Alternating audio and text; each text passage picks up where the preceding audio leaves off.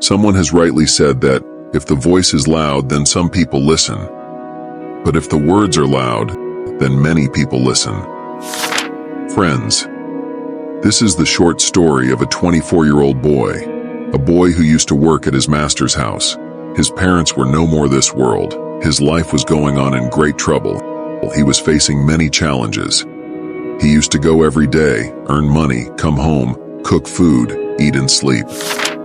One day he saw that an old beggar was going from one city to another with 3 boxes on his back.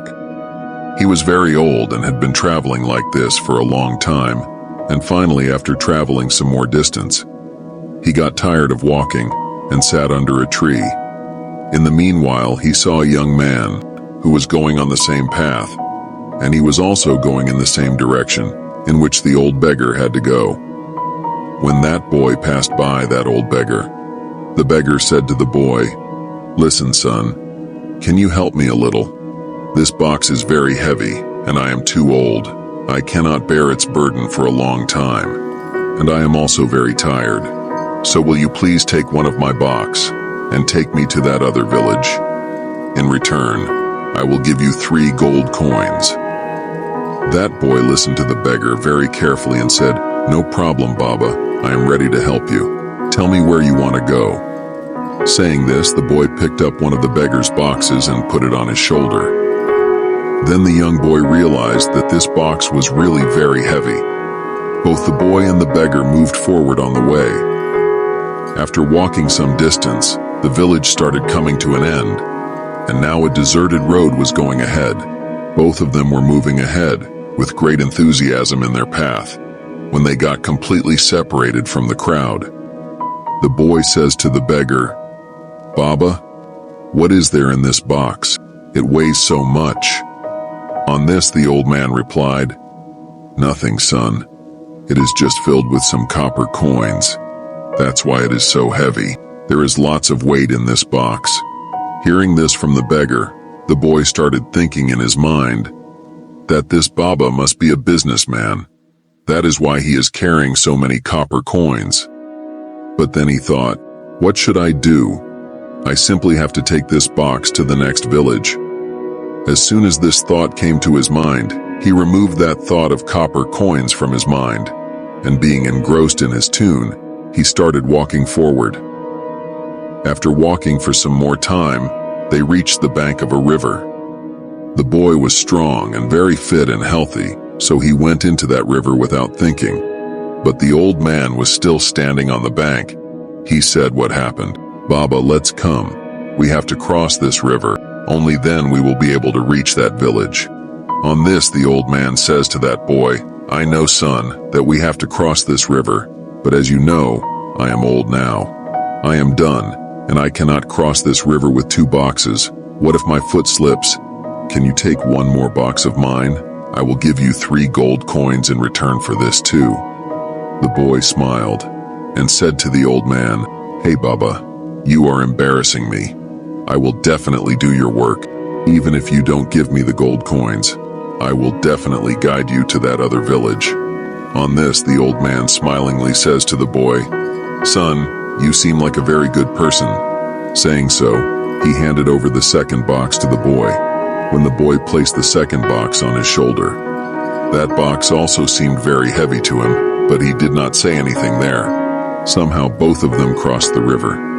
After doing this while talking, the boy said to the old beggar, "Baba, what is there in this second box? This box is also very heavy." On this, the beggar replied to the boy. He said, "Son, there are silver coins in it. That is why this box is so heavy." Hearing this, the boy's mind started working rapidly. He was thinking that in one box there were copper coins, and in the other one there were silver coins. It seemed as if this Baba had come somewhere far away, and he has collected all these coins by selling all his land and property.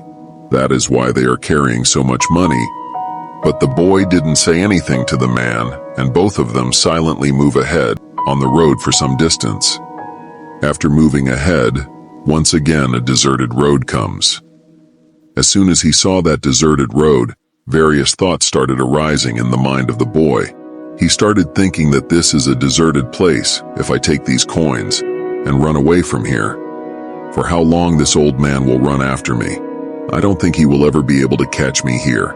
There is no one who can help him. These are lots of coins. I can buy a good shop with them and start my new business. And anyway, what will this old man do with this money? It will be better if I keep this money. That boy was thinking about all this, then suddenly he was surprised at himself. Oh, what am I thinking? This Baba, I don't know where he is coming from and why he has collected so much money. I should not take advantage of him. No, I should not do this. He controlled his thoughts for some time, but after some time, his thoughts started dominating him. The boy took 2 boxes and went to the beggar. He was walking behind, and after walking some more distance, he came to a hill. On this, Baba said to the boy, "Son, I will not be able to climb this hill. I have become very old, and there is too much pain in my knees also. If you'll help me and take the 3rd box also, I will give you 3 more gold coins. But remember, do not drop it anywhere, otherwise this box may open." On this, the boy said to that man, "Why, Baba, what is there in this?" On this, the man said to that boy, "Son, there are gold coins in it." After hearing this, the boy was very happy in his heart, and he quietly took that box from the old man, and both of them started moving forward. Now, both of them were climbing the hill. The old man was ahead and was easily able to climb the mountain because he had no weight with him. But the young boy was behind and was walking very slowly because of too much weight. But ever since he had heard the name of gold, his mind was racing. He was thinking in his mind, if I get all this money, my whole life will be spent comfortably. Anyway, this Baba is old. Why does he need so much money? His life is already over. So I should take all these coins and run away from here. Countless thoughts were arising in the boy's mind. Now the boy's mind had completely dominated his intellect. Lots of stupid thoughts were going on in his mind. His ability to think positively was over. Then another thought arose in his mind, and this time the boy was thinking that it seems that this Baba is a thief. Otherwise, how would he get so many gold coins? If he was a businessman, then he would not have traveled on foot like this. And if he had so much money, then he could have definitely used some means to do it. It seems that he is a thief, and there's nothing bad in stealing from a thief. The boy now started moving ahead of the man. He kept on moving fast, and in no time he was far ahead than that old man. And now, he was thinking that as soon as the slope of this mountain comes, I will run away with the 3 boxes. This all money would be mine, and my poverty will also come to an end forever. I will be able to do whatever I want. I will have a lot of money. And within no time, both of them reached the lower part of the mountain, and now the path towards the slope was about to start. Then that boy, avoiding the eyes of that beggar, ran ahead with the 3 boxes. He ran faster and faster. He was feeling very light, as if there was no weight with him. After running a long distance somehow, he reached his home. There was no limit to his happiness, he thought. Why don't I quickly take out all that money from these bundles? Thinking this, when he opened the box, he found coins filled with rust and iron in the first box. Seeing this, he could not believe it, but he quickly opened the second box, and it too was filled with rusted iron coins. The boy was very surprised to see that. He said, "What is all this happening? That old man had told me something else." Now, he opened the box of gold, and there were also rusted iron coins in it. Seeing this, the boy became very angry. He thought, why did the man lie to me? Why did he tell me that one of the coins were made of copper, and the other one had silver coins, and the third one had gold coins? He was thinking all this, when suddenly his eyes fell on a letter lying in that bag. He picked it up, and it was written in that letter that this entire drama has been created to search for an honest person. And I am the king of this kingdom. I have no children, and that is why I have created this whole drama, so that I can search for an honest person in my kingdom, who can become the king of this kingdom after me, and can handle the burden of this kingdom, and only the one who is completely honest, and who has some kind of peace in his mind, can handle the burden of this kingdom. As soon as the boy read this, He started shouting loudly and sat down holding his head. He knew that if he had controlled his thoughts, his life would be better, but he could not control his thoughts. Friends, Mahatma Buddha says, the mind is everything. You become what you think. Therefore, even your biggest enemy cannot harm you as much as these uncontrolled thoughts of your mind can do. Mahatma Buddha says, look within yourself carefully, the thoughts going on in your mind. The same thoughts become words, and words become actions. When repeated again and again, actions turn into behavior, and gradually with time, behavior turns into character, and this character also creates our destiny. So, it is very important for us to always be conscious of our thoughts. We need to know what kind of thoughts are arising in our mind. Further, Mahatma Buddha says that weakness always starts from a small thought. It is like a seed. And if this seed is not destroyed early, then this small thought very soon takes the form of a huge tree and completely destroys the ability of our intellect to think and understand. In the story, we saw how the young boy's mind had taken over him, and his ability to think of right and wrong was completely destroyed, due to which he could not understand what he should do. He became so greedy, he was filled with so much negative energy, that he picked up all 3 boxes and ran away from there. That's why whenever a wrong thought arises in your mind for the first time, then only it should be uprooted right away. Otherwise, you will not be able to stop it later, and it will take the form of a huge tree. Then it will push you on the wrong way, and you will have to face lots of troubles. But now this question must be arising in your mind. How can we control the thoughts of our mind? Our mind is so fickle, it is so powerful, that it can dominate us. It always happens that we are not able to control it, even if we want to control. In response to this, Mahatma Buddha explains 2 things to us. Firstly, develop the right intention. Many times you might have noticed that something else is happening in your mind, but you say something else, because whatever is going on in your mind is coming out of your mouth. But when we make that mistake, then after that, our brain starts working well, and our ability to think and understand gets awakened once again. And in such a situation, we realize that we have made a mistake, and then our mind becomes sad. Our mind is filled with regret. And to avoid this heaviness and sadness, Mahatma Buddha tells us to develop the right intention.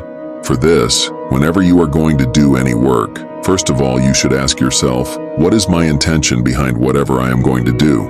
Am I going to hurt others? Am I going to let others down? Or am I going to lift myself up? Question yourself. Awake yourself. When you become conscious of your intentions, when you become conscious of your thoughts, only then positive energy will flow within you. Only then you will start connecting with positive intentions, and your negative energy and negative intentions that are settled within your mind will start decreasing day by day. But remember that you will have to do this every day, and you will always have to keep in mind that you have to think only good. Your intentions should always be good. Only then you will be free from sorrows and troubles.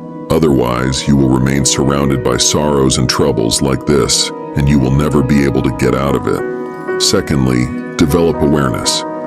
By this, your mind would become calm, and negative energy and negative thoughts residing within your mind would start disappearing, and you will move toward peace.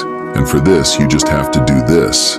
Whatever is happening in front of your eyes in this moment, whatever is going on within you, you just have to keep observing it. The good and bad thoughts of your mind, your emotions and your memories, without reacting to them. Just keep on observing them.